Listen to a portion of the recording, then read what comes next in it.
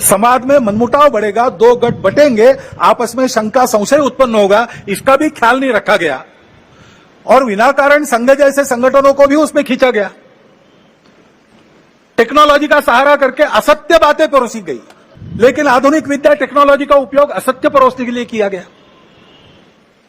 ऐसे से देश कैसे चलेगा भाई? आखिर सबको देश ही चलाना है ना।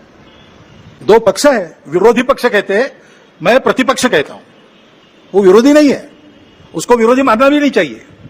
वो प्रतिपक्ष है, वो एक पहलू उजागर कर रहा है, उसका भी विचार होना चाहिए। मैं मानता हूं हमारे लिए अत्यंत शुभयोग है,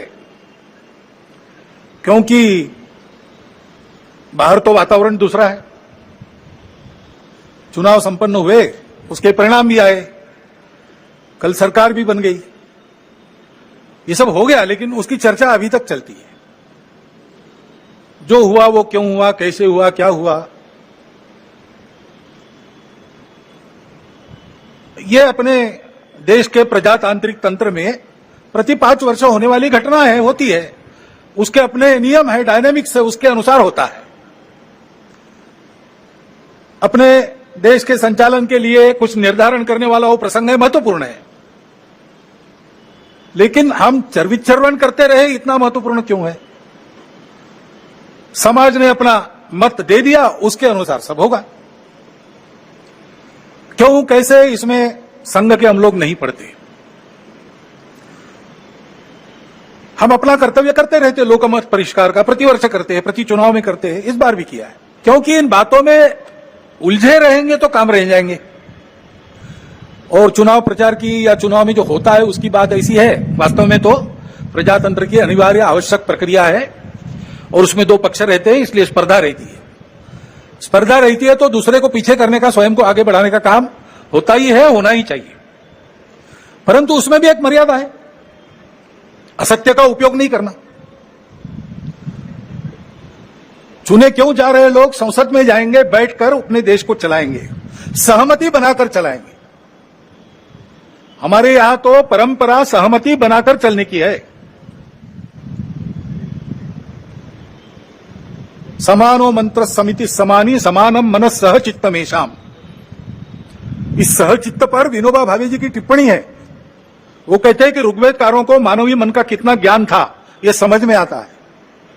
सब जगह उन्होंने सम कहा है, समानो मंत्र समिति समानी समानम मना, लेकिन चित्त के बारे में सम नहीं कहा, क्योंकि प्रत्येक व्यक्ति का चित्त मानस अलग अलग होता ही है और इसलिए 100% मतों का मिलान होना संभव नहीं है।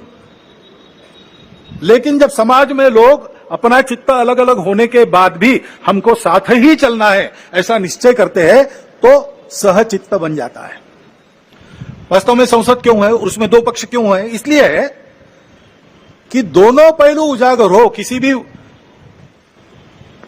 सिक्के के दो पहलू रहते हैं, ऐसे किसी भी प्रश्न के दो पहलू रहते हैं। एक पक्ष एक पहलू का विचार करता है तो दूसरे पक्ष ने दूसरा पहलू उजागर करना है, ताकि जो होना है वो पूर्णतः ठीक हो, सहमति बने। इसलिए संसद बनती है, लेकिन ऐसी सहमति बनना स्पर्धा करके आए लोगों में थोड़ा कठिन भी रहता है और इसलिए हम बहुमति का आसरा लेते हैं। उसके लिए स्पर्धा चलती है। ये स्पर्धा है, कोई आपस का युद्ध तो है नहीं। जिस प्रकार ये बातें हुई, जिस प्रकार एक दूसरे को लताड़ना हुआ, जिस प्रकार प्रचार के दौरान हमारे करने से समाज में मनमुटाव बढ़ेगा, दो गठ बटेंगे, आपस में शंका संशय उत्पन्न होगा, इसका भी ख्याल नहीं रखा गया और विनाकारण संघ जैसे संगठनों को भी उसमें खींचा गया। टेक्नोलॉजी का सहारा करके असत्य बातें परोसी गई, लेकिन आधुनिक विद्या टेक्नोलॉजी का उपयोग असत्य परोसने के लिए किया गया। ऐसे से देश कैसे चलेगा भाई? आखिर सबको देश ही चलाना है ना। दो पक्ष है, विरोधी पक्ष कहते हैं, मैं प्रतिपक्ष कहता हूं। वो विरोधी नहीं है, उसको विरोधी मानना भी नहीं चाहिए। वो प्रतिपक्ष है, वो एक पहलू उजागर कर रहा है, उसका भी विचार होना चाहिए। ऐसा जब चलना है तो चुनाव लड़ने में भी एक मर्यादा होती है। उस मर्यादा का पालन नहीं हुआ, क्योंकि उसका पालन होना इसलिए आवश्यक है कि हमारे देश के सामने चुनौतियां समाप्त नहीं हुई और सरकार बन गई। वही सरकार फिर से आ गई, एनडीए की। अब ये ठीक है, पिछले 10 वर्षों में बहुत कुछ अच्छा हुआ है। आर्थिक हमारी स्थिति, आधुनिक दुनिया जिन मानकों को मानती है, जिसके आधार पर आर्थिक स्थिति का मापन करती है, उनको लगाए तो हमारी आर्थिक स्थिति बहुत अच्छी हो रही। सामरिक स्थिति हमारी निश्चित रूप से पहले से अधिक अच्छी है। दुनिया भर में हमारे देश की प्रतिष्ठा बढ़ी है। कला क्षेत्र में, क्रीड़ा क्षेत्र में, ज्ञान विज्ञान के क्षेत्र में, संस्कृति के क्षेत्र में हम सब लोग विश्व के सामने आगे बढ़ रहे हैं। हमको धीरे धीरे मानना विश्व के प्रगत देशों ने भी शुरू किया है। लेकिन इसका मतलब ये नहीं है कि हम चुनौतियों से मुक्त हुए।